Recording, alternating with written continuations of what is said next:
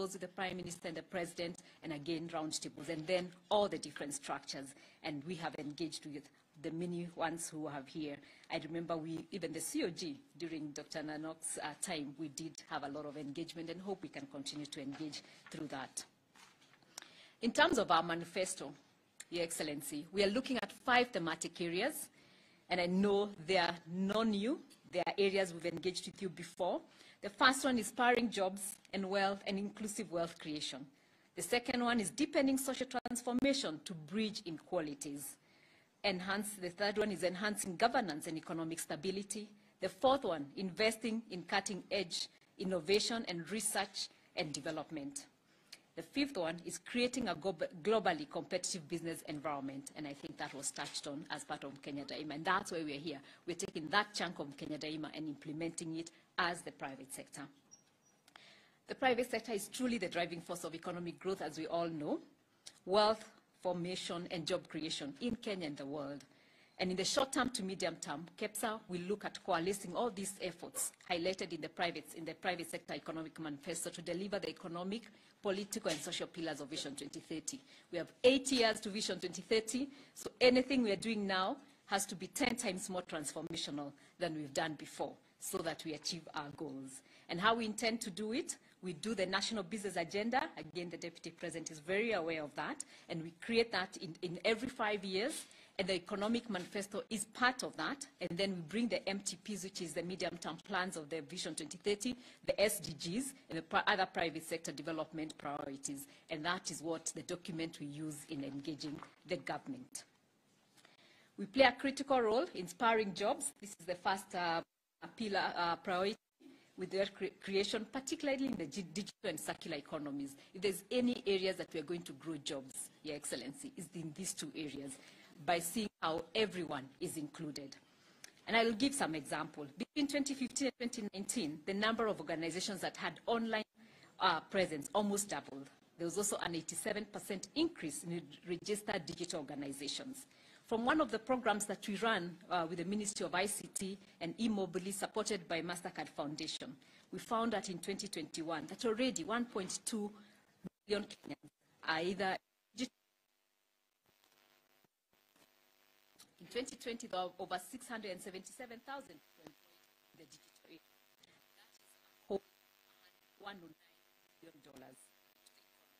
And the 33% increase of that will really make a lot of difference in the next 5 years. And those are some of the companies that have been there. So what do we need from government? Operationalize the 5-step roadmap within Kenya's digital economy strategy to continue to foster a strong enabling environment. As our young people get out of school and get into this space, let them find an environment that is conducive for them.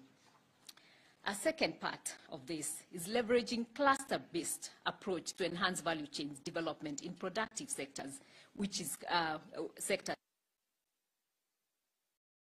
of job and wealth creation. And I know you're very passionate about the SMEs. Value addition in several key productive SME sectors, including agro-processing, leather, construction, and IT-related sectors, could substantially increase productivity, jobs, and broader economic prosperity. County-based clusters are a promising approach to effectively unlock and expand new value chains. By one, increasing modernization and formalization, the second one, improving quality and standards, the third one, crowding in investors, and in the fifth one, improving participation in global value chains. I'll give a good example. A case in point, launching food processing hub in Mombasa to process imported agro-based products, e.g. wheat, palm oil, and rice. Only one can do this, and the number of jobs will be amazing. Or launch agro-processing zones in counties like Kisumu, Meru, Nakuru, Kwale to process local commodities, e.g. mango, cassava, peas.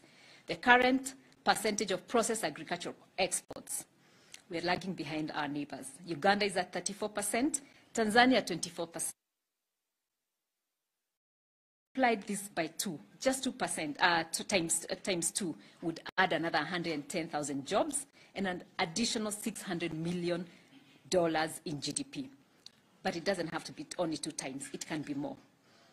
So what are we looking at what government can do in this area? Invest in at least 3 to 5 flagship agro-processing projects, agropolis, agro-industrial parks, and logistic hub to get priority value chains on the ground. develop and adequately fund the Biashara Bank. I know Your Excellency remembers discussing the Biashara Bank in one of the presidential roundtables, and credit guarantee scheme to support SMEs, particularly in delivering vision scale up. The third one that we could do in this area is government to prioritize local procurement through Vision 2030 projects to deliver transformative sector development and job creation. Government can leverage large procurement budgets through Vision 2030 projects to grow and scale up SMEs by one, procuring only, sorry.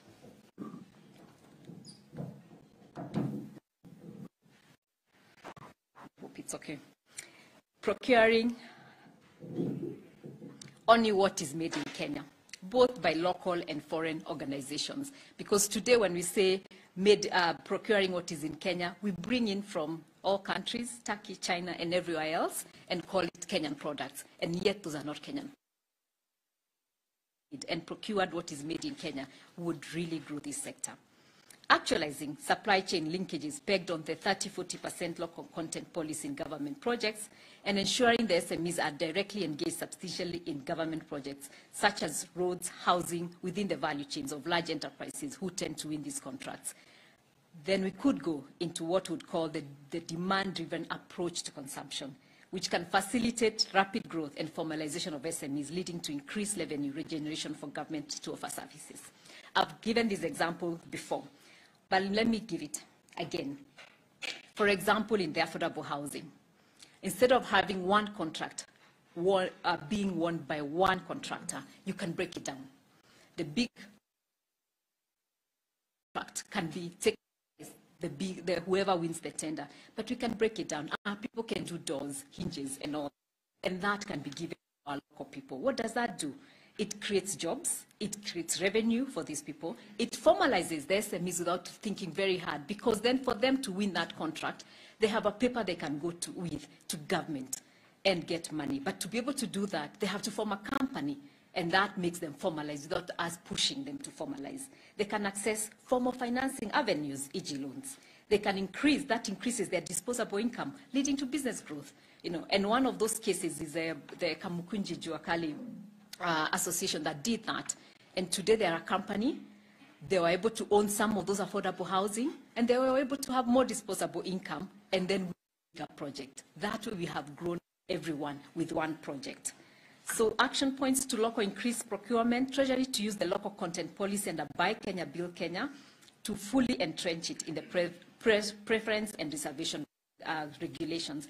Public Service Ministry to monitor and report on implementation of the local content, ensure strict enactment of the Public Procurement and Disposal Act to minimize delayed payments, both public and private sectors, to businesses. Empower the Competition Authority to Kenya to deal with the late payments to businesses to increase. And I'm sure you've had all the cries for all businesses in terms of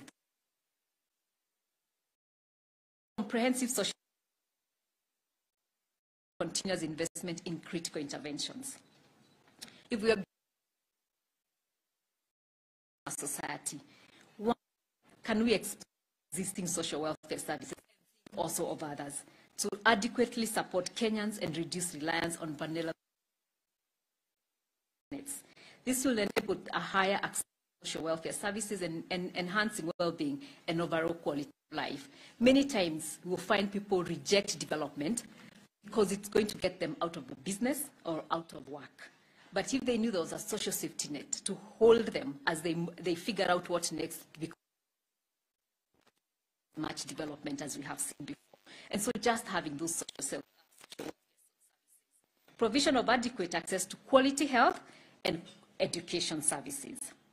What this does, even for the private sector, is that we have adequate supply of quality employees and staff if they are well trained and they have the right education, but also reduces the cost of health, not only for business, but for the country, and then the labor productivity.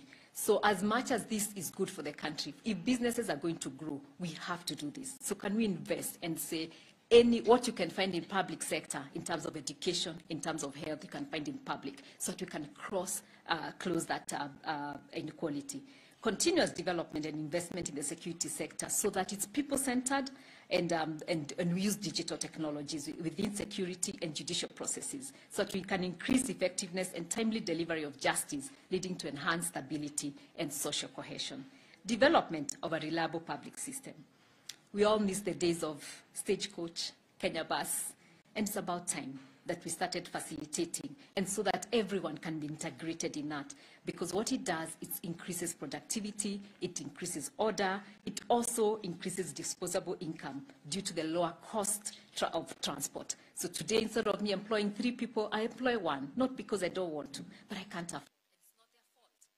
Cost of housing, the cost of education, the cost of transport that makes them want to be paid more. But if we reduce that, we'll increase jobs, because then I can employ more people because they don't need as much for living standards.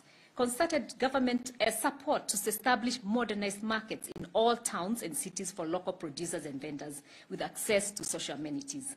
This will allow them to access value chains, business support and formalization, public health, and 24-hour security. It's a pain to see our traders on the streets, not having social amenities, to see them running every day from what we call kanjo in our local language, every day. This will, but then when we put them in the markets, then we'll increase their wealth and income opportunities. Then we'll also link them with other big businesses.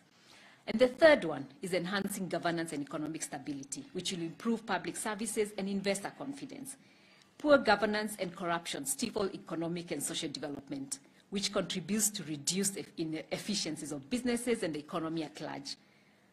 This increases the cost of running businesses, increases distortion in public expenditures, we tax entrepreneurship because we need a little tax to be able to fund the inefficiencies in government, lowers the quality of public infrastructure because then we need much more to be able to get good infrastructure, decreases tax revenues and discourages foreign investments, leading to decrease in FDI.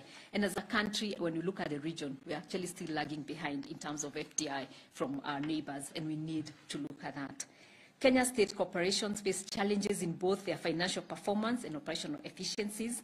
And so this is another area that if we look at the inefficiencies in the governance structure, then we could also help the state corporations so that we're not always using so much budgetary to support them from Treasury. And so we're looking to support both internal and government initiatives that promote ethics and integrity to improve efficiency and advocate for reform. One, implementing the Presidential Task Force, of which, Your Excellency, you remember and were all part of it, to report to provide greater governance and physical monitoring. Re-engineer government processes using blockchain technology to increase transparency and efficiency and reduce costs in public service provision. Ensure that all debt is earmarked for mitigating budget shortfalls and delivering Vision 2030, not consumption. If we borrow to eat, even in our homes, then we never really move. So if we looked at a country like a home, like a family, then we'll do differently, even with the debt. Implement the Bribery Act 2016. This will curb private sector corruption. We really worked so hard for this act, and we are glad that now we do have the regulations, but we really wanted it to be operationalized. Ensure the 10-point agenda on corruption developed by the multi-agency task force considered in 2015 is actually implemented and enforced. Follow through the actions and commitments, of which I remember, Your Excellency, you were part of that, the National Anti-Corruption Conference in 2019 with all the sectors. We all made commitments. Hold us responsible. It shouldn't be only a government affair. What did private sector commit? What did civil society commit? What did the religious sector commit in this area? Raise the judiciary budget from 0.06% to the global benchmark, at least the global benchmark of 2.25%, to facilitate effective and timely prosecution of cases. Judiciary should not only be for the people in this room, should be for Wanjiku and everyone else. So could we at least increase their budget so that we can have courts in every part of this country and accessible justice? Enhance Kenya's trade and investment competitiveness locally, regionally, and internationally. We are also happy to work with you to build the capacity of state and private sector corporations to implement anti-corruption compliance measures to improve corporate governance and boost our investment confidence by undertaking regular corruption risk mapping surveys and implementing mitigative measures to address emerging challenges. The fourth one, invest in cutting-edge research and development is required to facilitate rapid economic transformation. There's no country that can develop without research. We all depend, many organizations, and I know some are represented here, come and pay for a lot of research here because they take it back to their own countries and use it to really determine what they do with us, what they do with their own countries. If we spend a little budget, even just less than 1% in our research, in our R&D, we will discover what we have as this country. We will be able to use our own innovations. Young people are innovating every day. Instead of those innovations being based out in Delaware and everywhere else, if we could harness those innovations, then this country will transform. And we are happy to say that we can work with academia, with government, and be able to harness these innovations so that our private sectors who are in this room and elsewhere can feed into this R&D and be able to increase and grow. Because what we are looking for is that scale up. If you're a small business, you scale up. If you're a big business, you scale up. We want our own multinationals grown here. I always say every micro-enterprise is the multinational, it's the Microsoft of tomorrow. And so we need to scale up our own businesses. And so we are happy to collaborate and seek commitments from all ministries, counties, and industry to support research and development, its spending in budgets, and initiate discussions and negotiations in the East African community region for the creation of the digital single market, so that as a whole area, then we can do that. And increase adoption of research and development to result in diversification and value addition, leading to accelerated industry growth. Industry growth, due to the enhanced research and development adoption, will leapfrog economic expansion. We will get to a Vision 2030. We don't have to wait for the 8 years. We can get it in the next 5 years if we all align our universities and our diploma colleges on emerging information and on ICT, increase investments, form a comprehensive strategy for technologies transfer. Whatever we are building here, can we take it to other countries in Africa? Should they also have to train when we have our own? We bring other people from other countries to run some of our big projects. If we actually train right here and do technology transfer, then we can build Africa from Kenya. Providing STEM. Again, no country develops without science, technology, engineering, and mathematics. And you're a doctor of science, so you understand very well why this is important. And so uptake in universities and tutors is great partnership with business, and we'll be happy to work on that. And the last one, the last priority, is to foster globally competitive business environment that addresses both the cost of starting a business and the growth of an enterprise. We do not want the same cycle of an SME starts, in 3 years, 5 years, it dies off. We want them to grow as enterprises. And some of the things that we have found as market failures in Kenya, one is land and property rights, procedures to register property, issues with the land registry, and delayed land information management. I know there's a lot of work that's happening there, but we really need to ensure that it's a smooth process so that businesses can be able to start businesses and without hinges. Tax administration, time, cost, and the complexity and number of taxes within the tax regime. It's impossible to run a business with the number of taxes that we have to deal as a country. We need a new tax regime. SME taxation. We've reverted to the tax regime to 16% and introduction of digital and minimum taxes, which only increase costs for SMEs.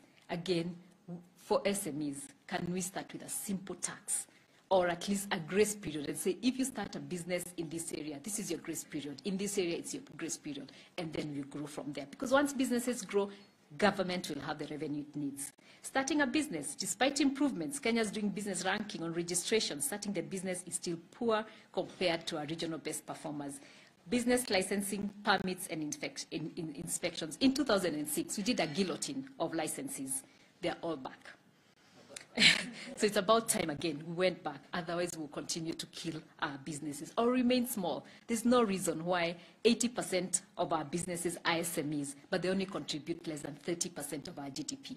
It should be consumerate of the many businesses we have not. So let's again look at how we can guillotine those licenses that are all back, because once we grow the businesses, the revenues will come. So the interventions, remove multiple taxes at national and county levels. I think this is a conversation first. We've had so much. We've even done the county, I'm forgetting the name of the bill that we did, the resource revenue bill. It's been in place. If we could look at that, and so it analyzes all those taxes and what we can do with them. And urgently develop a new tax law. We have an old tax law that focuses on tax revenue, not enabling businesses to grow and looking at the revenue from there.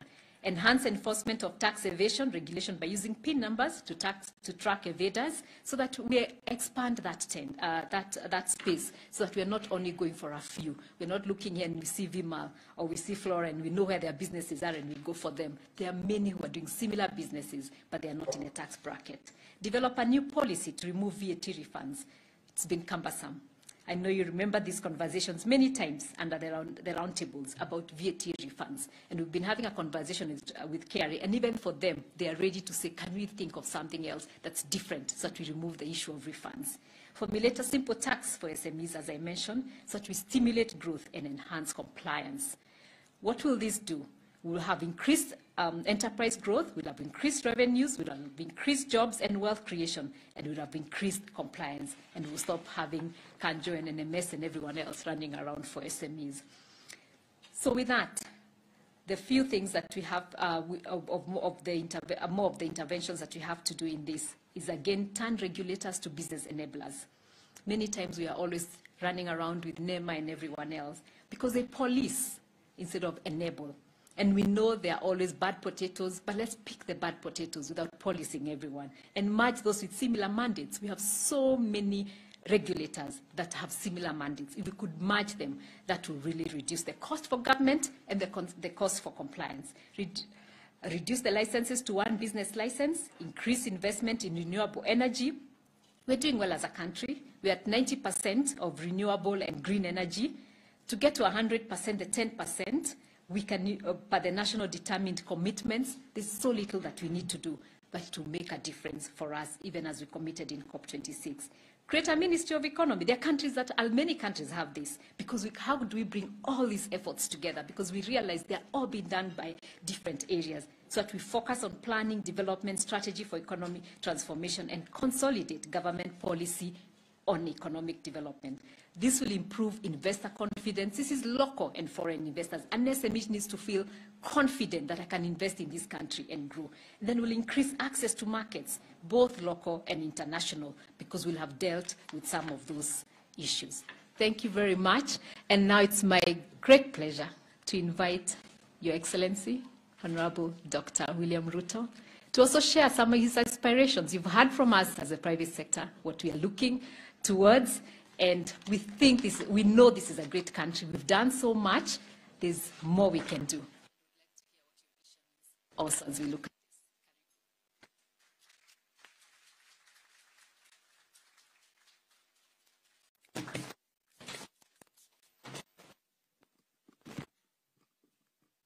Thank you very much, Carol. Please, let's take our seats. Thank you very much. Honorable Musalia Mudavadi, the chair of KEPSA, Madam Mutahi, Caro, the CEO, distinguished ladies and gentlemen, good morning. Good morning. It's always a pleasure to engage with business people. And this morning, I am happy that I have an opportunity to listen to business. As Caro has said, we have had a relationship from the days of the Grand Coalition government to the days of the Jubilee administration. And today, I have come here both as Deputy President, but as also a candidate in this election. And I've had to, and I am happy to have listened to the presentation that has been made by Caro. And I will just say a few things. Just listening to Caro, it took me back to when I was appointed Minister for Agriculture.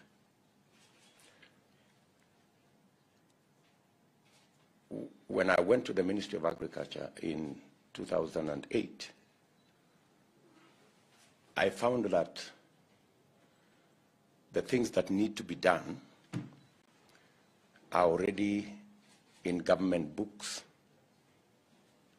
and we didn't need anything new to be able to get the ministry running. We just needed to roll up our sleeves and provide leadership, and things would change.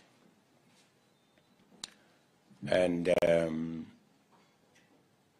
many people told me then I had a man called Romano Kiome, who many people thought he was a very difficult person. And many people asked me, how are you going to work with this guy? But I found Romano a very good Kenyan, because he was determined on delivery. And many people did not like being pushed to deliver. Listening to Caro and the team this morning, I am also clear that what needs to be done in Kenya, you don't need to invest in any research. It's already in our books. Many of the things that need to be done are already known, and all that is required now is the necessary leadership to deliver on the things that we already know should be done.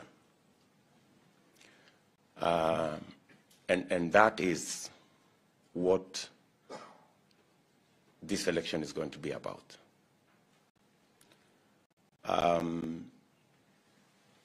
My own perspective on the presentation that has been made and the place where we are as a country. I remember saying 3 years ago that we are going to change the conversation in Kenya. That's not going to be about leaders. It's not about changing the constitution. It's not going to be about,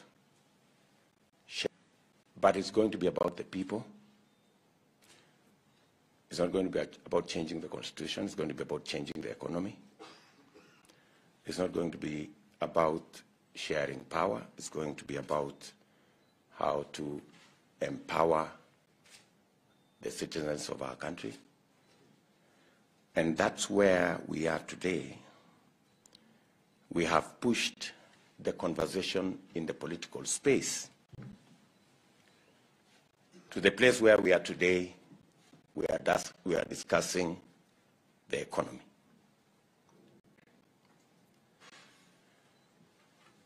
From the Kenya Kwanza bottom-up economic model to all the array up to where our other friends are. And I'm a very proud Kenyan that we are having a conversation in this election about the economy. It couldn't have been any better. I know there is an attempt to still continue to bring back the discussion about changing the constitution, creating a few more positions, creating a position of ombudsman to supervise the judiciary, giving additional power to the president to be able to manage the judiciary and to manage the legislature. But I'm very confident that the people of Kenya will make the correct decision, and that what we need to change in this election is not the constitution, but the economy. And why the economy from where I sit?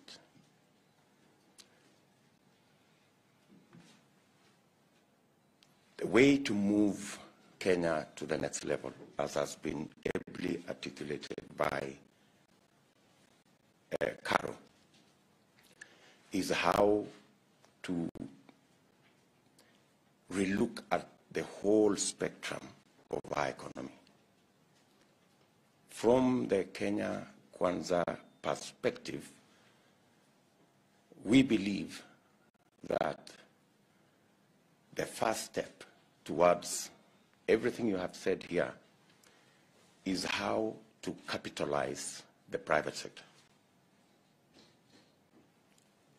That's the whole essence. If you ask me what bottom-up is, it's about how to capitalize the private sector. I know when we say capitalize the private sector, Many people wonder whether we are talking about capitalizing the corporates. That's not what we are discussing. We are discussing about having a limited resource base. How do you deploy the resources we have where we can get the highest return? Highest return in terms of creating jobs, highest return in terms of creating opportunity, highest return in terms of creating wealth, and highest return in terms of how we can move everybody to the next level. From the Kenya Kwanza perspective, we believe that the limited resources we have, the way to get the highest return is to deploy in areas that not only give us quick returns, but also the highest returns. And where are these areas? You've heard us say the lowest hanging fruit is in the agricultural space and in the micro and small enterprise space. Yes. Public resources, that is. In that sector of the private sector, we will then not only get to increase their productivity and get a quicker return, but we will then create a market. So it's about increasing our productivity and expanding the market for everybody. Let me maybe put it much more clearly. We believe that agriculture being the low-hanging fruit, deploying public resources in increasing the productivity of our farmers is the easiest place to begin. Why? Because number one, whether it is crops, we have the farmers already in place. They are already doing it. If it is maize, they are producing 5 bags per acre. We can make them produce 15 in one season. If we make sure they have the correct seed, and we make sure they have access to affordable fertilizer, we will increase their productivity. Milk, for example. We are the largest producer of milk in this continent. We produce 5 billion liters of milk every year. But on average, per cow, we produce between 3 and 4 kilos per cow. With quality seed, with quality feed, we can increase the productivity of every cow from 3 to 15 or 20. That way, we can take it, even if we double it to 10 billion liters. Milk can easily overtake horticulture, can easily overtake tea in terms of our foreign exchange earner. And we have the market for it in this continent. This continent imports milk from New Zealand and all manner of places. I slipped a bit the other day. I was having a session in Nyeri, and I was trying to talk about DRC, where we have 90 million people. But I was misquoted. I was trying to say they can also enjoy our milk, you know, because they are a big market, and they are actually a potential market. Why do I say it's a hanging fruit? We have the cows. The farmers are already doing it, only that they are producing 3 kilos. From the same cow, they can produce 10, 15 kilos, and we can double or even triple our milk production. So this is the sector that has the lowest hanging fruit. Why do I say that? We can increase the productivity of our crop farmers in one season. We can increase the productivity of our cows within 2-3 months.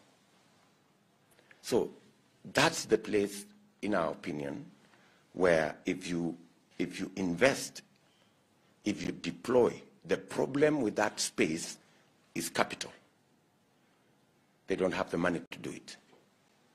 And we need to deploy capital and support that sector. What does it do?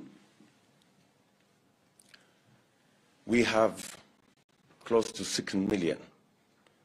Anyway, 60% of Kenyans do some sort of farming. Even the people in this room. Everybody here is some sort of a farmer. Yeah, I'm sure Amureu does something, and all the other people.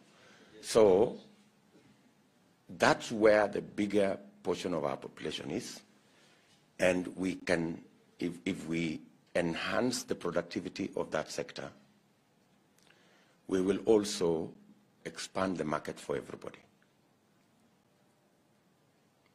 And that's why we believe that sector is the easiest sector to begin to stimulate our economy. We have done very well with the deployment of infrastructure. Our second term was about the Big Four, many of you know. And one of the pillars of the Big Four was agriculture. And what we wanted to achieve in agriculture is to increase the productivity of our agricultural sector. Unfortunately, we haven't quite done what we wanted to do. And I know everybody here knows why. We got a bit busy with the BBI project and took a bit of our time. And unfortunately, it ended at a place called null and void.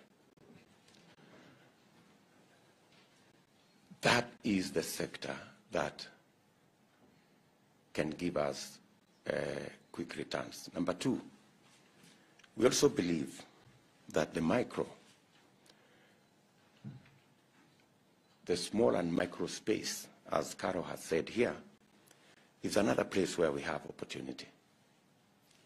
If we capitalize the micro, because what's the situation? 800 young people join the job market, the labor market every year. Corporates hire 50,000. Medium corporates and enterprises hire another 150, maybe 200,000. So we have a whole 600,000 people every year joining the labor market. But because there is no space, they go to this micro and small enterprise space where their income is $1, maybe $2, maybe $3 on a good day. And that whole sector has a big challenge in the space of capital. I've had occasion to interact with many people in that space. I remember, for example, I went to Ruaka, and a lady there called Shiko talked to me and said, you see, Mr. Hustler, what we do here, we borrow 1 million shillings every day in this. 10.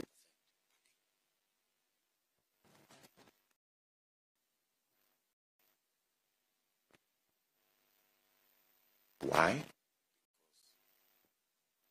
That's the credit they can access. Of course, you are aware that we have 15 million Kenyans here. That announcement was made by His Excellency the President in Parliament a few months ago. Reason? Access to credit by the micro, small enterprise people. Because Fuliza charges them 6% per day. So if we capitalize that micro, small space, instead of them paying 1,000, 3,600% per year, if they paid 10% like the people sitting in this room, or 15% with the people sitting in this room, and we did what Carol said here, we provided them good space for them to do their enterprise, build good markets, make sure that they have a decent space to operate from, make sure that there is law that protects their business. They are not running from Kanjo and the rest of the guys. Those people can move from $2, $3 to $6, $7 per day. That is a space where we have opportunity.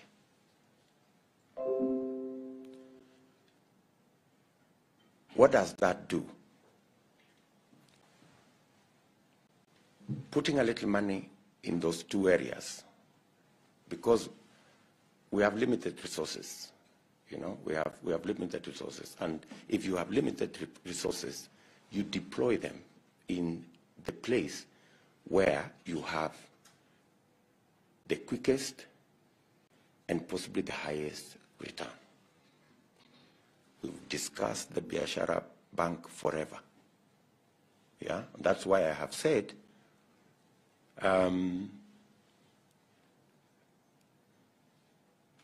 when or if elected, we will put the first 50 billion shillings in the fund for micro and small enterprise for them to have access to credit.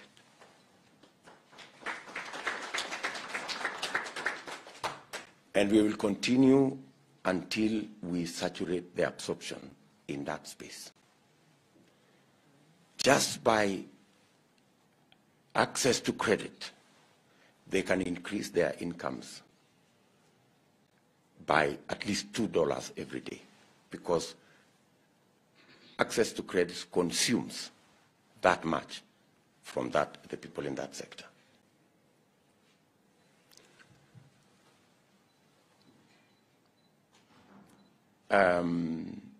So the bottom-up economic model is basically about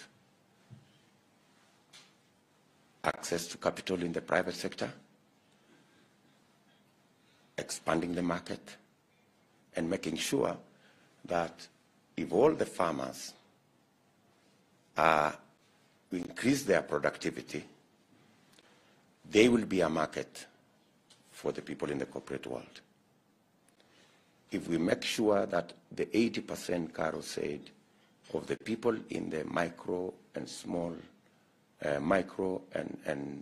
small enterprise, if we increase their productivity and increase their income, they will also become a market for the people in the manufacturing sitting in this room, the people in all the other spaces sitting in this room, and that increased productivity creates opportunities for the people sitting in this room for agro-processing, value addition, and the whole chain going up. That also gives us an opportunity to expand the tax base so that we can create a bigger pool of people who have resources and who can pay tax. And we don't have to rely on a few people today who we are running after and sometimes harassing them. Once we expand at the bottom, more people who are able to pay tax because we have enhanced their productivity in the agricultural sector. We have built an opportunity for agro-processing and value addition and build the value chains. And on the other hand, we have the 10 million people who are in the micro and medium enterprise space. If those 10 million people, we increase their income from the $2 to $6 or $7, in 7 years, we will double the size of our economy from where I sit. Yeah? And these are not difficult decisions because I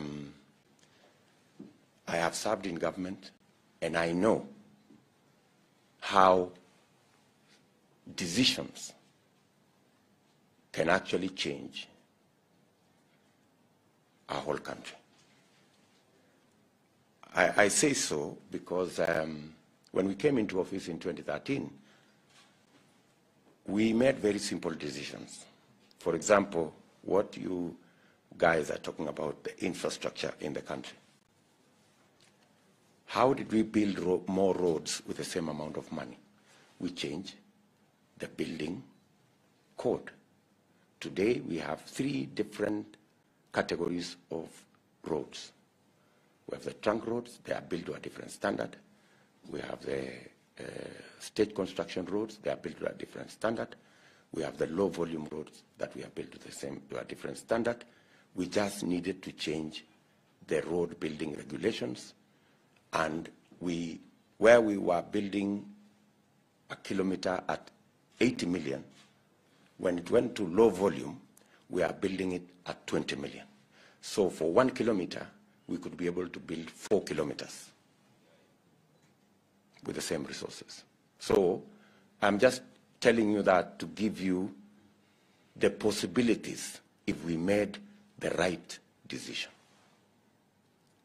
And the reason why we have doubled the number of paved road from 11,000 kilometers in 2013 to 22,000 kilometers in 2022 is because of that simple decision of changing the building code.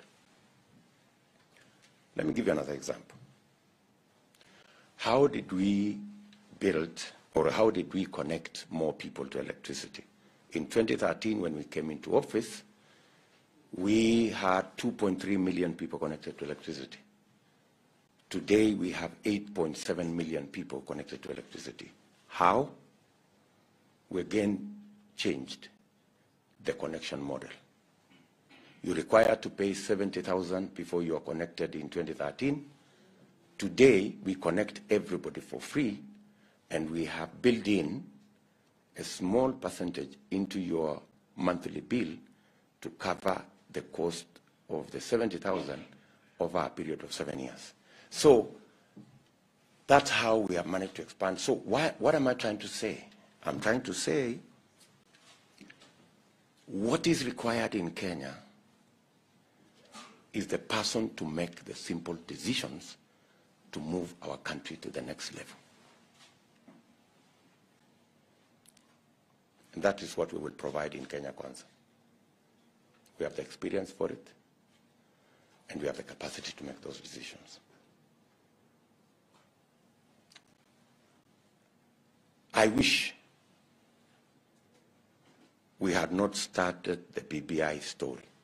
If we had implemented the Big Four plan, good people sitting in this room, we would be very far as a country. You have discussed the matter of health, for example. If we had passed the law in 2017 after the election on universal health coverage, today every Kenyan would be covered, would have a health insurance scheme. We just passed the law this year after the BBI collapse. That's when we found time to pass the law that we would have passed in 2018.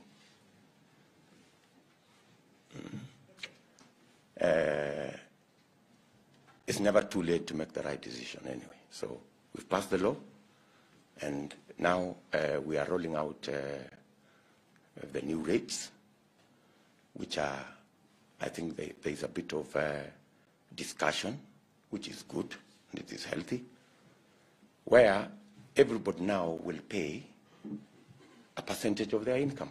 I think it's only fair, you know, that the deputy president who earns $1 million shillings should pay 1.5% of their salary, and maybe his employer another 1.5% of their salary. So 3% of what the deputy president earns then becomes 30,000. If you are asked to pay 30,000 for health insurance, good people, when you are earning $1 million, surely, I think it's only fair. Instead of the deputy president paying 1,700. I mean, we just have to be reasonable people. But that law, we could have done it in 2018 or 2017. We didn't do it, but we have done it. I am very confident that by the end of this year, we will have tripled the collection on NHIF. When we came into office, I remember, in 2013, we were collecting about 900 million shillings every year. When we slightly adjusted after fighting with all the other people I don't want to mention, we took the collections from 900 to 3.3 billion every month. Today, we are collecting about 60 billion every year on NHIF. We can easily take it to 150 billion shillings every year. And we can actually completely have a universal health insurance scheme in Kenya, which removes the burden from even the people in the private sector space of having to pay medical cover for their employees. Because if we leverage on the economies of scale, where every Kenyan can pay a percentage of their income, then we can be able to deploy health in a much more efficient, effective, and in an affordable manner. So we believe that with a bottom-up approach, we should be able to deploy our capital effectively, public resources we have. We should be able to make sure that we create jobs using the deployment of that capital in the agricultural sector, in the SME sector. And we should be able to expand the market for everybody. And the fourth item, we should be able to ease the chasing of taxes from a few people by making sure that we have a bigger base, we have more taxpayers, and therefore increase the efficiency of tax collection through digitization. Today, we don't collect almost 40% of VAT. We don't collect 40%. We can collect another 250 billion shillings every year just by digitizing the collection of taxes. I am very confident that that is the space we will be able to cover. There is absolutely no reason why we are collecting 14% of our GDP. We can easily move it to 22 or 23% of our GDP, and we should be collecting between 2.5 and 2.8 trillion shillings instead of the 1.6, 1.7 we are collecting at the moment. That way, in my opinion, we can reduce the appetite on borrowing.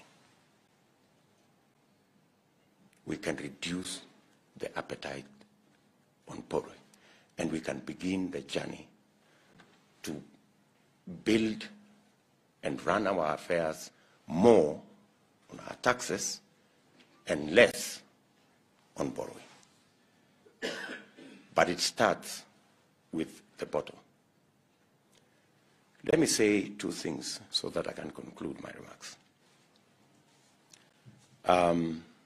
We have mentioned here about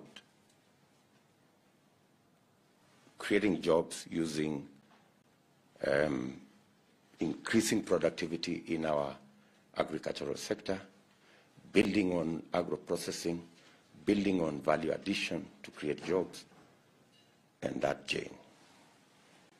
Increasing access to credit and incomes in our SME sector, to create more entrepreneurs, create more jobs. We also must deploy our resources in the infrastructure space to produce more jobs.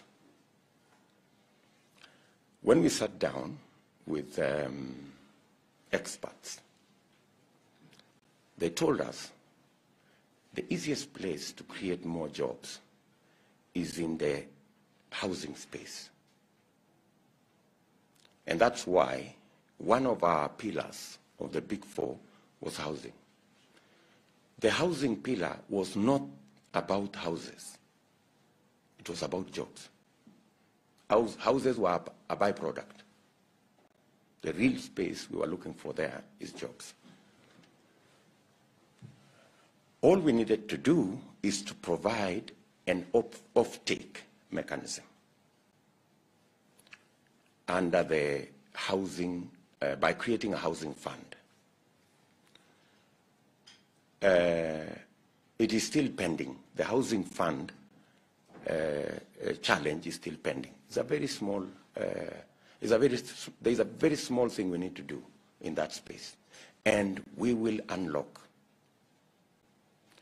resources because the commitments that came to our Department of Housing was between 3.5 and 4 trillion commitments, Kenya shillings, people who are ready to invest close to 4 trillion in the housing space. But they needed assurance that when they complete the building of this house, they needed assurance that there will be somebody to buy, and that person has the capacity to repay, and therefore there was need for us to provide an off-take plan by creating a housing fund. Imagine we were unable to create a housing fund that would provide the mechanism for us to stimulate the housing program so that we can actually unleash what we were actually looking for, the jobs. So I promise that within the deliverables on my 100 days is to make sure that we have a housing fund and an off-take mechanism that will unlock the 4 trillion of investment and create the jobs from the affordable housing program. We have managed, we have tried, we have managed out of the 500,000 houses we were supposed to do, we have tried, I think we've managed about 2,000. You know, as a percentage of what we were supposed to do, I don't want to say we failed. I mean, it's up to you to judge whether we failed or we succeeded. And it's a very simple thing. That's why I'm telling you, we need the leadership with a focus to make the small decisions that will change Kenya. We've always talked about this tremendous potential. But as Vimal said here, we can be at the potential for 50 years unless we make the right decisions. And the right decisions are not necessarily very complicated. In fact, whenever I talk to people and I ask them how we manage to do the roads and how we manage to do the electricity, they tell me, if these decisions are this simple, why haven't they been made? But that's how it is. So, finally, we have to think about the whole space around savings. Today, as a country, our savings is about 7, maybe 7.5, maybe 8 at most % of our GDP. The reason why we borrow from China is because their savings is 55% of their GDP. We have to rethink and rework the whole space of building a savings culture in our country. I mean, many of the people, all the people that have a pay slip know that there is a 200 shillings on their pay slip to NSSF. I'm not saying, I'm saying 200 Kenya shillings. It's not $200, 200 Kenya shillings. I mean, anybody in their rightful mind, how can anybody say 200 shillings is a saving? It's very foolish, if I may say. So we have to rethink about how to build our savings so that we can run our development, we can do our investments on the basis of the savings that we have. We have to rethink the whole NSSF concept. I remember I sent our Minister for Labor to Uganda to look at their social security. Uganda, you pay 10% of your salary and 5%, your employer pays 5%. So your first charge on your salary is your saving. That's why Uganda has built the largest social security in Eastern Central Africa. Tanzania has done the same. The whole parliament in Dodoma was built using their money from Social Security. And they not only use that money to fund their own development, they also benefit their own people. The interest we are paying for loans to other countries because we have borrowed their savings, we can pay that interest to our own Kenyans if we borrowed from their savings as a government. And we can create a bigger pool of resources that we can borrow at reasonable rates to drive our development. Again, we need to make the decisions that will put that in place, and I commit with my team that those are the decisions we will make. Finally, we must deal firmly and decisively with corruption, conflict of interest, and state capture. We must deal firmly. We must be clear. that the fight against theft of public resources cannot be a subjective fight, because then we lose it. It must be a fight that is based on the rule of law. You've said here that our judiciary get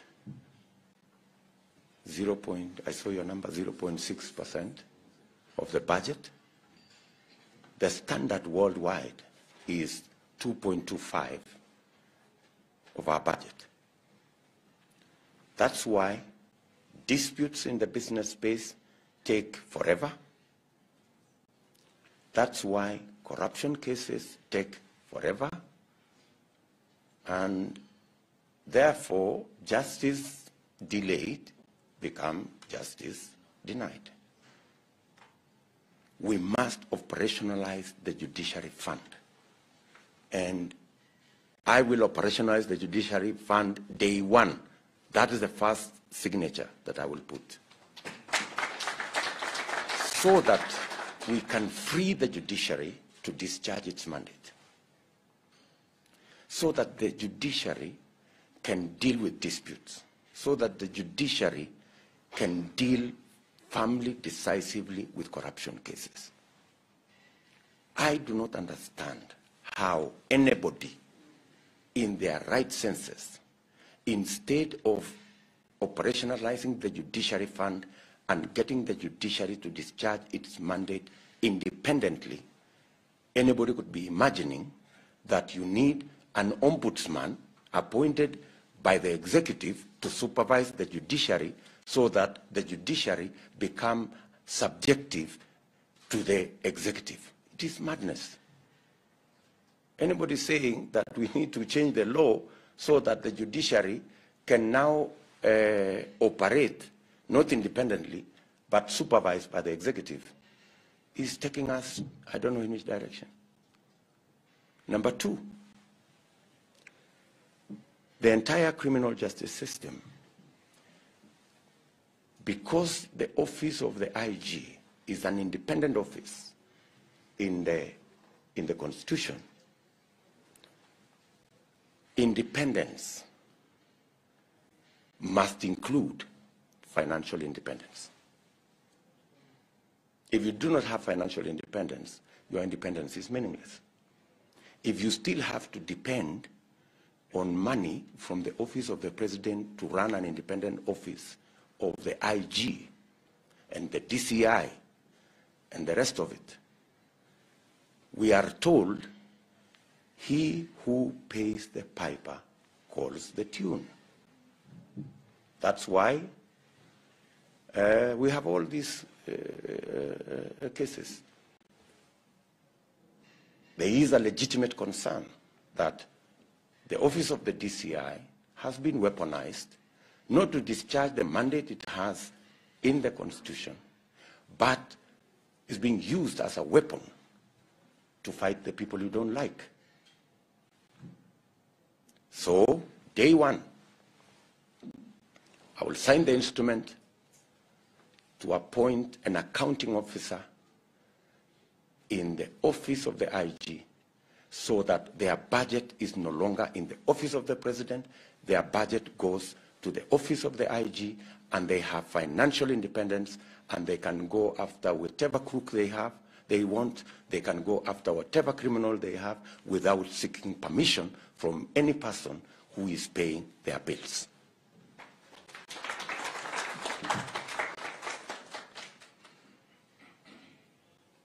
So, simple decisions that need to be made to get this country moving. And I am very, very clear in my mind that we can transform this country in a very short while, in a very short time. And we can stop being the potential and be the reality that we should be. When I talk about that whole farming space, this man, Malcha, has been talking to us about contract farming for edible oil crops. And that goes into the space I was talking about getting the product, putting money in that space around farmers. Why? Because today we import 170 billion of food items into this country. 170 billion. I think edible oils alone is somewhere between 60 and 70 billion. Yet, we can grow it in Kenya. So, we already have a market for what we are increasing the productivity of our farmers. We already have a market for what they will produce. So, I think I have said enough. And I want to ask this room that the very beautiful things that you have laid out here, from our perspective, we believe that we do not have the resources to do everything, but we have the resources to jumpstart and to create the first step and the momentum to be able to do the rest of the things. And we are looking forward to your partnership.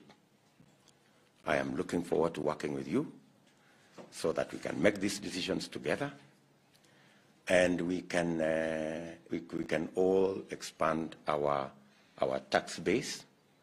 We do not have to weaponize the KRA to go after people we don't like.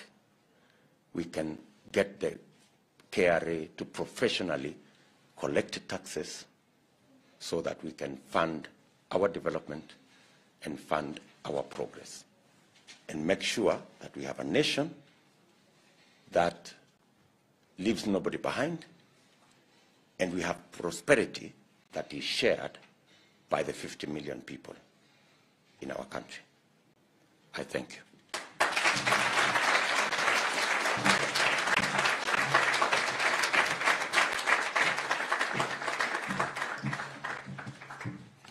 Wow. It has been an interesting session, having the two input from our leaders, from the private sector and from the presidential candidate. And what really comes out is that the work of today is the history of tomorrow, and we are its makers. Let us all strive to be mad, as Vimal tells us, and that means let us go out and make a difference and be partners in growing the economy. To that, I'll request we make 4 atamas to appreciate the speakers, and then I'll request after that to have in your Bath, who's the chair of KEPSA Foundation, to take us to the plenary. But Adipi, there will be some questions that we'll request for your participation and the entire team, and then we will then have the closing remarks. So we'll request for your patience as we're almost done. Let us do the 4 atamas. We go atama, atama, atama, atama. It's in your Bath. Karibu sana.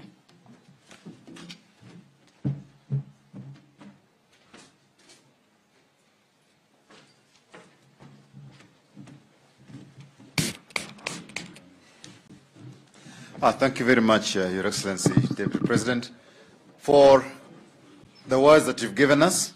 I know you told us that you have a busy day today, and we've gone slightly beyond the time that you gave us. So I'd just like from you, how much more time do I have so I can manipulate the time and use it efficiently? I still need 5 minutes of your time. Right.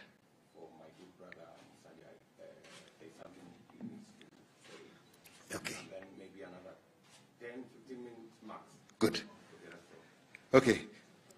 Mheshimiwa Honorable Mudavadi, I think it's good you give us that everything, and then I take the questions all inclusive, rather than try and play around. So, Karibu, and then you give me the time.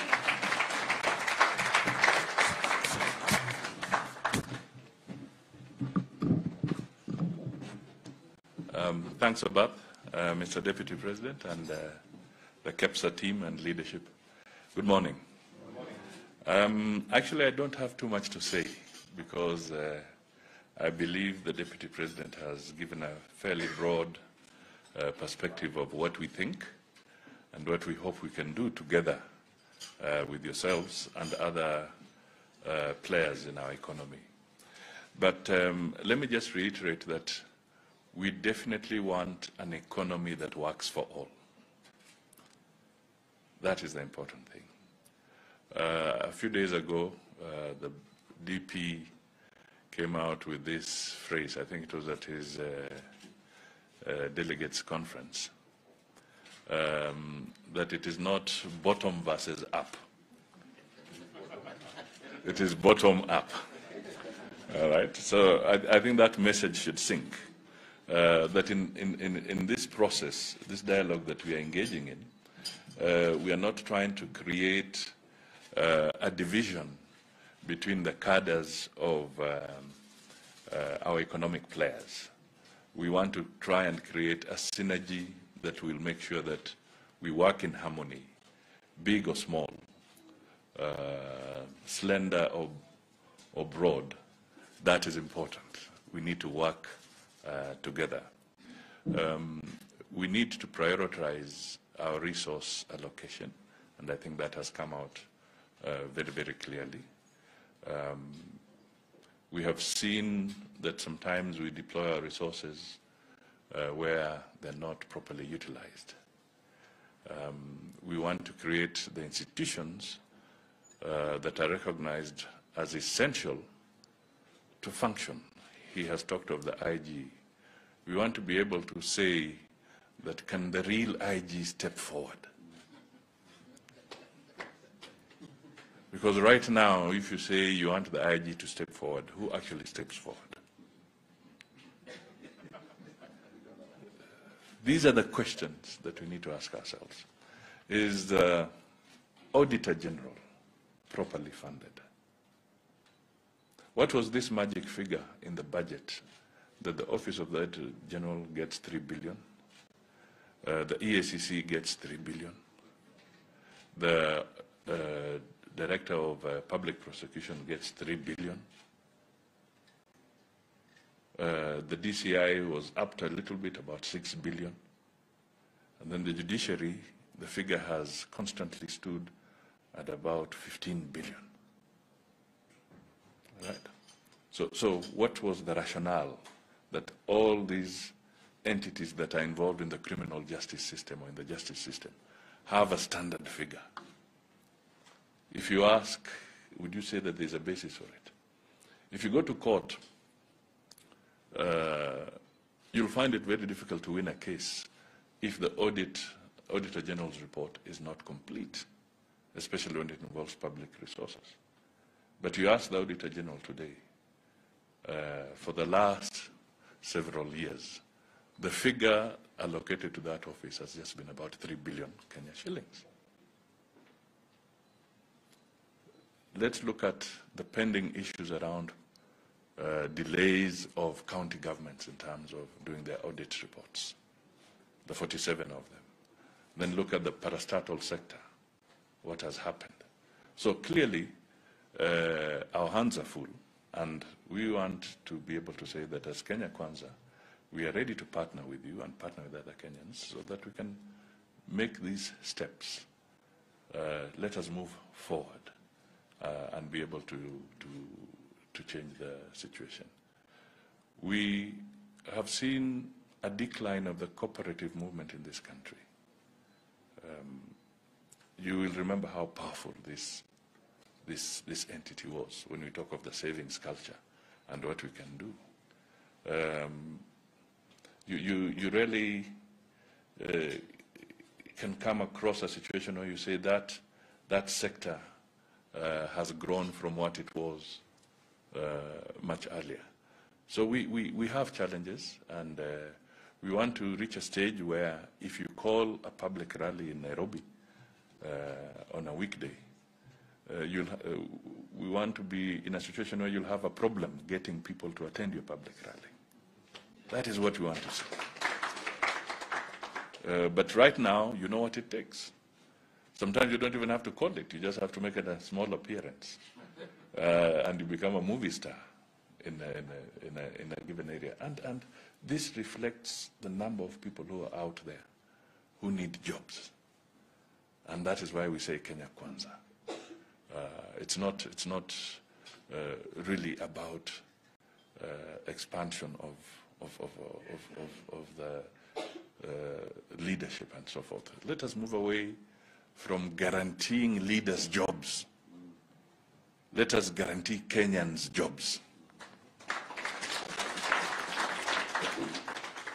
You know, let us make sure that our decisions are underwriting several jobs for the people who really need them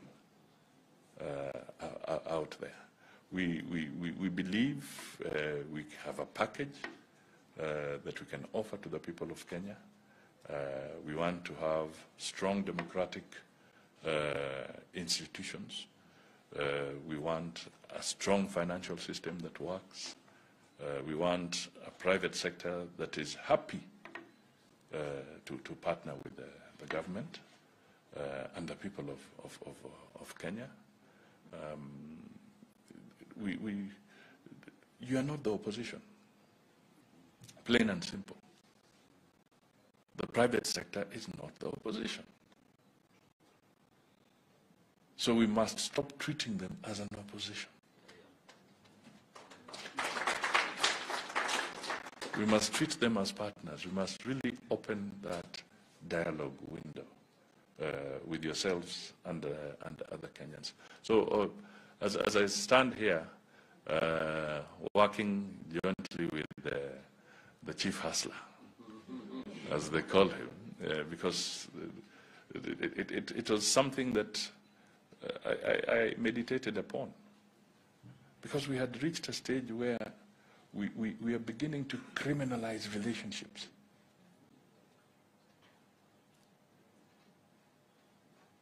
You cannot start painting fellow Kenyans as pariahs. Let our relationship be evidence-based. This is what is important. Let the people who have an issue with the government don't evade tax. But there are ways of finding out whether you are in default. And then deal with it professionally. I was one of the people who set up KRA when I was in the Treasury. Surely we did not anticipate that KRA would be walking into your premises with the police behind them. That was never what was anticipated. Let us strengthen our arbitration processes to buttress the justice system that he's talking about. Can we create a situation where we can become a hub for arbitration? Because you as business people, you want to cut the time that you take going to court, trying to process your issues. Can we develop a strong arbitration mechanism? Make this a center of global or regional arbitration so that we can get businesses moving and decisions made very quickly? Yes, we can do it. The brains are here. So I can tell you that tuko tayari kufanya kazi na nyinyi. I don't know which is the better word in Kiswahili. The Swahili experts are here. Obath, you're one of them. You should tell us, is it tenda wajibu wako or is it tekeleza wajibu wako? Asante sana. I think that's all I can say, but thank you so much for inviting us to be with you this morning, and we look forward to continuous engagement as we go forward. This gentleman was my desk mate in Nairobi School, and that one was my good friend in Kangemi when I stayed there. Okay. So we've come from far as well, but I think it has gone well. Thank you so much, good people. Thank you.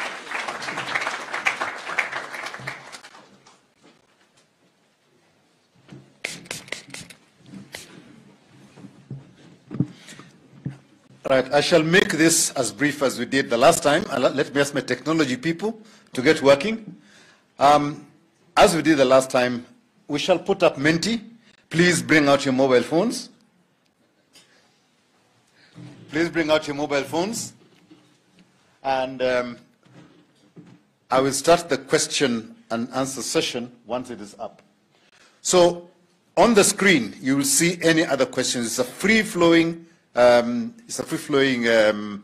presentation. go to www.menti.com, www.menti.com,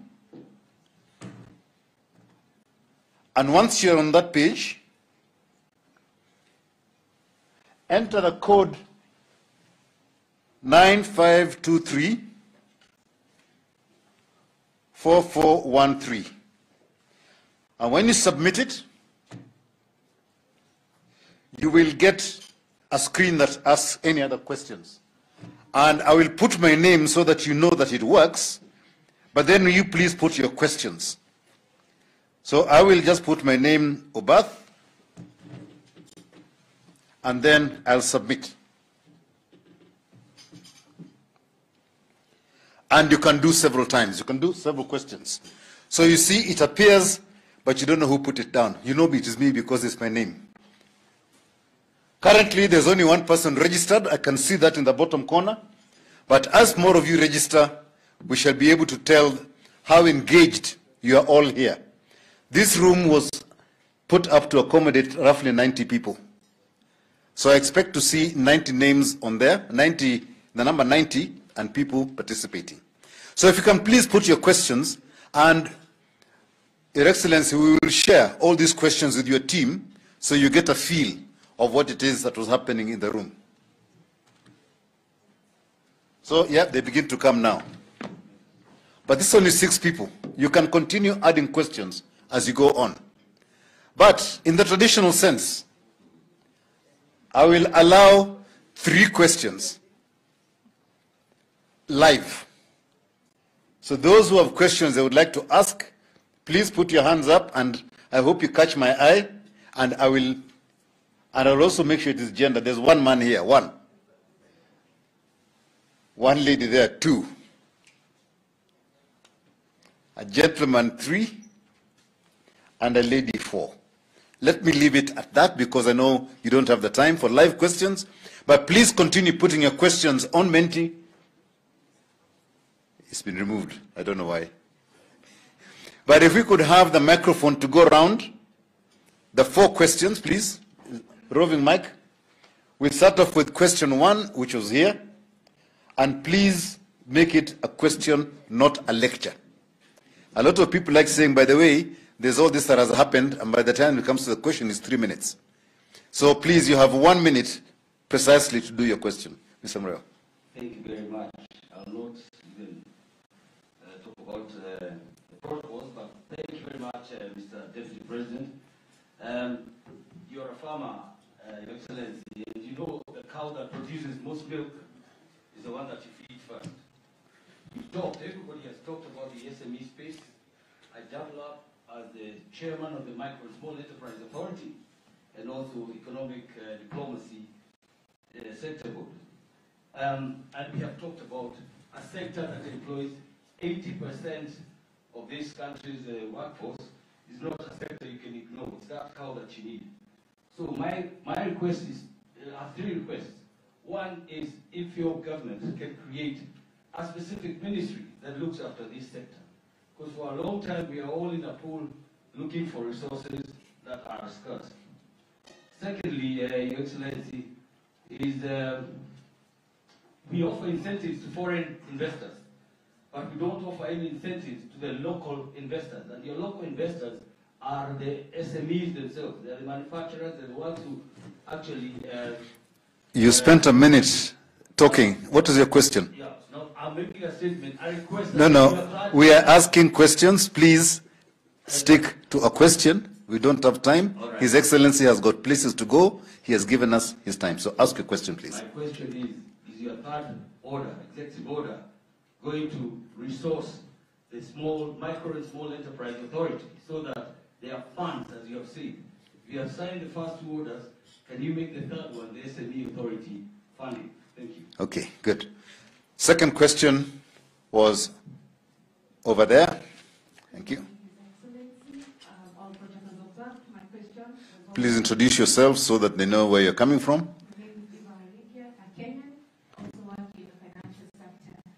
My question, I did see this presentation or discussion about 50.1% of the population of Kenya, which is women, especially in this day when we are scared of being drivers. Thank you. Okay. Thank you very much for honoring the time. Third question. Who was number 3? Over here.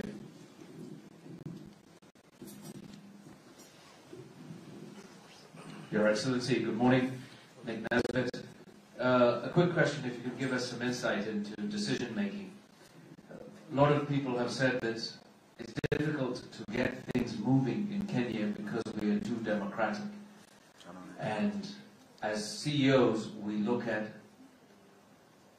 a leader and she or he decides this is the way things are going to go. The interesting part of what you talked about was we will give independence to different institutions. Can you talk about how that would work to ensure that we are able to implement all the good things that you're talking about? Thank you. Thank you. And then the fourth one was over on that corner. Then Your Excellency, I'll allow you to respond, and then you can tell us whether you have more time after that, and then you do a second round. My name is Zuhura Odhiambo from Kempinski Gender Sector Board and also a business consultant. The issue about the 50%, I know it's been asked before, and in your leadership, how are you seeing the placement of the 2/3 gender rule? We are seeing the private sector already putting different aspects in that, and would also like the same to be achieved on the other side. But on the MSME perspective, the VAT reduction, it's actually what is actually killing us in the business. As much as we're looking at many people paying tax, what about your first time in office, your first 100 days, looking at the reduction from the 16%, maybe to 11% to enable the business actually grow the economy? Thank you. Thank you very much. The 4 questions, and then we shall proceed.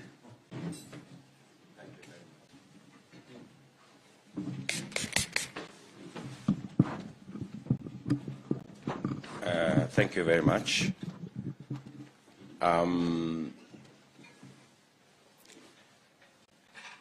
Let me start with my good friend here, whether I will consider the SME authority. I think we have enough structures in place to be able to roll out the 50 billion commitment on making sure that we have access to credit by SMEs. We have already the Biashara Fund. We already have all the other things. What I will do is to make sure that we don't create additional bureaucracy. We must make it simple on what access will look like. We must make it simple. So the fund on accessing credit to micro and small enterprises will be deployed alongside, and we will want to delocalize it to every constituency. We do not want to create a fund in Nairobi.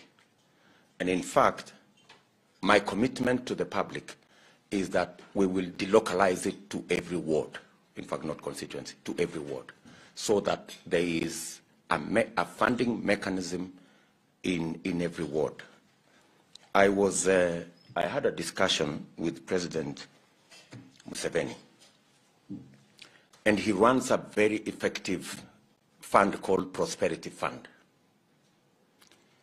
and it is localized. The reason why we have a challenge of eggs from Uganda, the reason why we have a challenge of milk from Uganda is largely attributed to the productivity of their farmers because of the Prosperity Fund. That is localized. So my team is working with what has worked elsewhere, and we will be able to localize or locate that fund in a place that creates accessibility at the ward. And for your information, it's going to be in our first budget that first budget. The first budget we will have that fund. Women.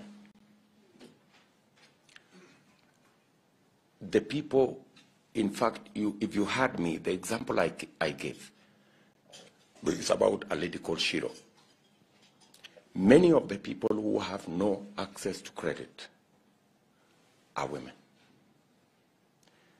They have no access to property.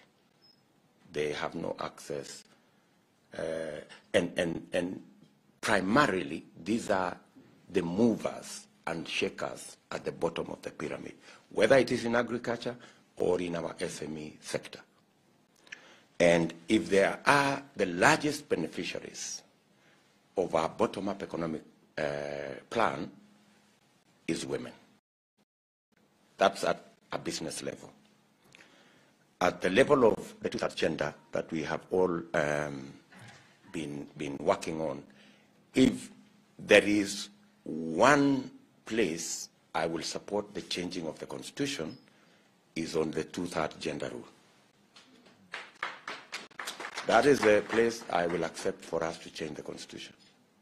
I will have a problem with changing the Constitution to guarantee positions for leaders, as Musalia said.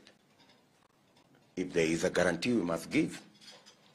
If it is a guarantee to the millions of young people by making sure that we have the programs that will guarantee them jobs. On the subject of, where was that question again? Yes. Are we too democratic to be able to get things moving? Good people, we can never be too democratic. We rolled out the programs we had, even with the democracy that is in Kenya. We did 700 kilometers of our railway. We've done 10,000 kilometers. We have not had a problem. We've built 150 technical training colleges around the country. We've increased the number of students in our TVETs from 80,000 to 500,000 today without a challenge. Anybody who tells you this country is too democratic is a dictator. And that is why there are people who imagine that they want to control the judiciary. The day we accept BBI to bring an ombudsman so that the president can control the judiciary, we are 90% down the road into a dictatorship. Believe me, you. We cannot afford to go backwards. We can only go forwards.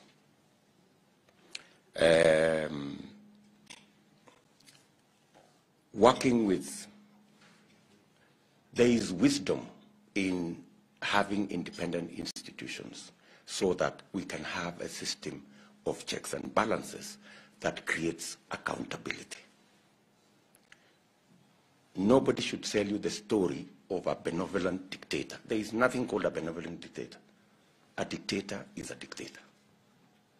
And we must never run experiments around that space. We can take this country forward by hearing every voice. And we can take this country forward without harassing others. You know, the people of Kenya are intelligent enough to make a decision as to what is right and what is wrong. Let us not underestimate the intelligence of the people in the street. Even though they may be in slippers, I tell you, they are not fools. So, we must never run any experiment about our democracy. It is what works. It's what works in the world. It's what works best. And nobody should tell us, or, you know, Africans, you have to be a bit dictatorial for them. No. You know, in other words, we are accepting that we are lesser human beings. That's an insult. Good people. Tunaelewana. I have been deputy president for 9 years, and that's why I want to answer the next question. I've been deputy president for 9 years. I can tell you from where I sit that there is nothing that you cannot achieve if you have a plan. All these, you know, the judiciary is a stumbling block, I don't know what, you know, we are too democratic, are excuses when you don't have clarity of where you want to take the country. We've done the many things we've done. With the judiciary being in place, with all these people, with all the noisemakers, the civil society are also telling us stories. They are telling us you cannot do this. They all become part of what informs us. The civil society have a role to play. The judiciary have a role to play. The legislature have a role to play. Sometimes they cause us problems in the House, but that's the nature of democracy. We just need to call them. Sometimes they take certain decisions out of not having enough information. We just need to get them, explain to them, and in many cases, people who are in these offices, whether in the judiciary, whether it is in the legislature, they are not fools. They can see sense where there is sense.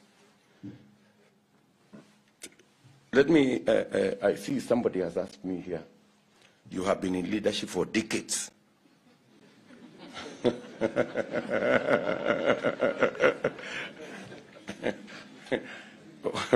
What?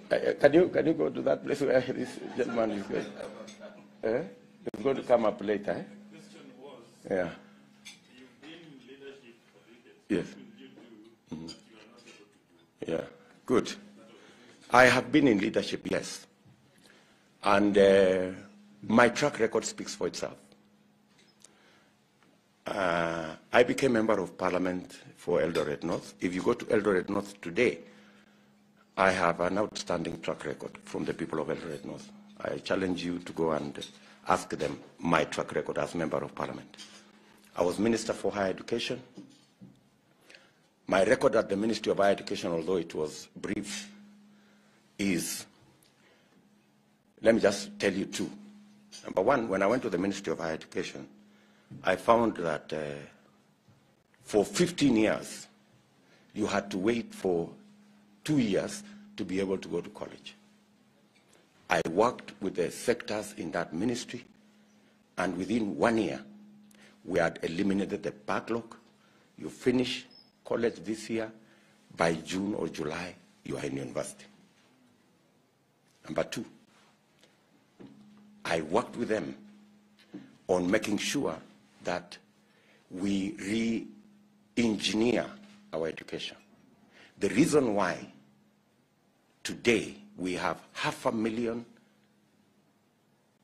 students in Tibet is the program I started when I was Minister for Higher Education in 2010.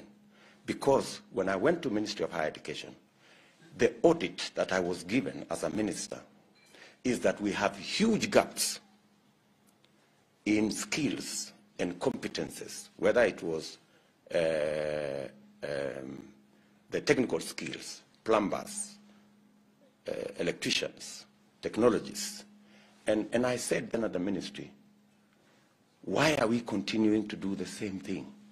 Why do we have 800 students at the University of Nairobi in the sociology class? You know, today, I want to tell you, because of that program, there are people who are invited to go to university to go and pursue a course, but they opt instead to go to a Tibet. It was more expensive to go to a Tibet than to go to a university. We have now reversed. Those are some of the things I did in that ministry, so I can account for my time there. When I became Minister for Agriculture, again, my record stands for itself in the transformation in that sector. It is the very first time farmers in this country increased their productivity in the maize sector by almost 20% because President Kibaki allowed me to be able to subsidize fertilizer, which is what everybody does in the world. Unfortunately, that subsidy was removed 2 years ago, and that is why our productivity is going down.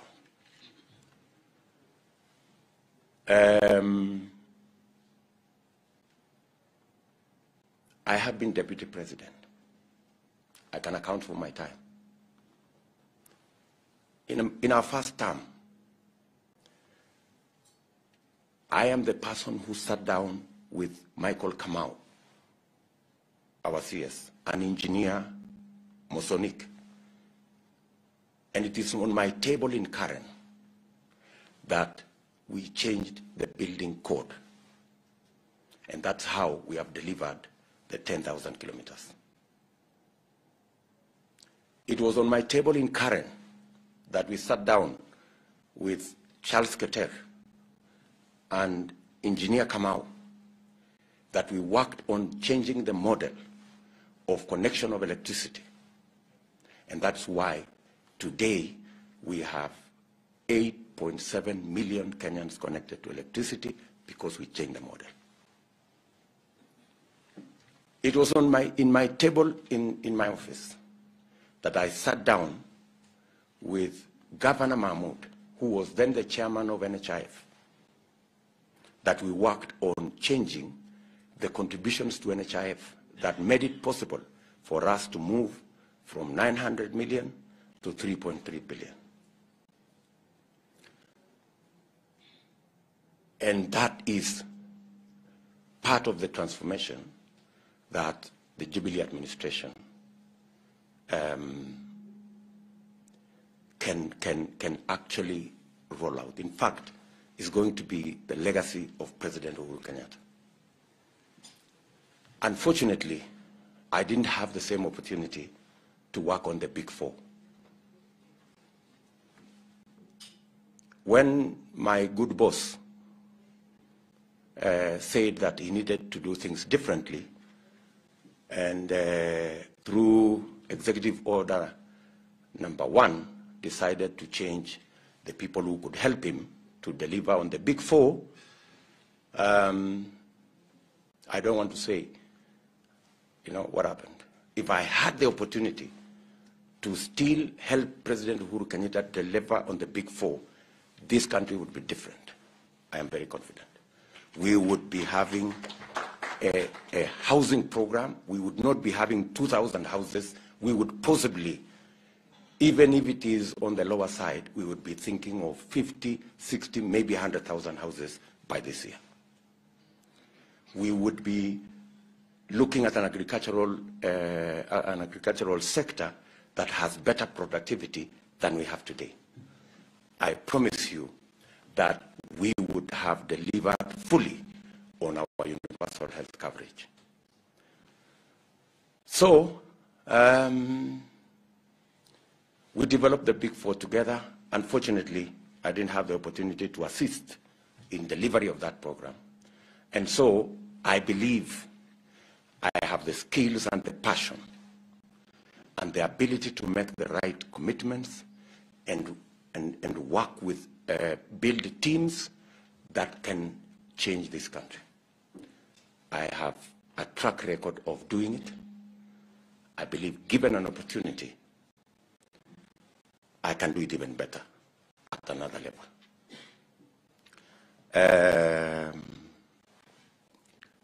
Let me also say that maybe there is the whole issue about a peaceful election. I want to commit here that myself, my brother Musalia, and our team, we are very clear that the people of Kenya must be given the opportunity to make this decision after listening to all of us in a free, fair, and peaceful environment. And we are committed to respect the outcome of the election and the decision of the people of Kenya unequivocally and without conditions. I wish our competitors can do the same. They have never done it in the past. They are yet to do it. I have listened to them carefully. They keep saying, oh, you know, we will accept the results if. When you say if, I mean, if in whose judgment? I mean, you should also respect that independent institutions will make their decision, and those independent institutions, if you have a quarrel with it, then there are other institutions that would adjudicate. But you know, you don't say, I will accept the outcome, but if it is not, I will organize demonstration, I will go and swear myself in, I will go and do this. No, that's not how to do it, my friends. So we just have to be very clear on that. I am giving you my commitment here unequivocally, publicly, that I will accept the outcome of the election, whichever way it goes. Because elections are not a matter of life and death. We need to make elections about choosing the people who can help us deliver on the transformation of our country and on the progress of our nation without making it a life and death issue. So I wish you people and others can extract the same from our competitors. They have never done it before. I hope they do it this time around. So I think that's what I wanted to say. Sorry, I have to go, and I really appreciate your time. And I will also take this opportunity to ask for your vote.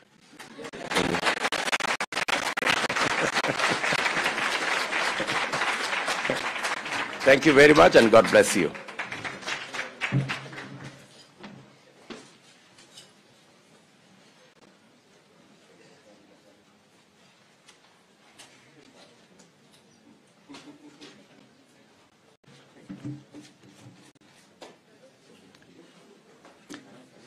Your Excellency, you gave us the time. It's now over.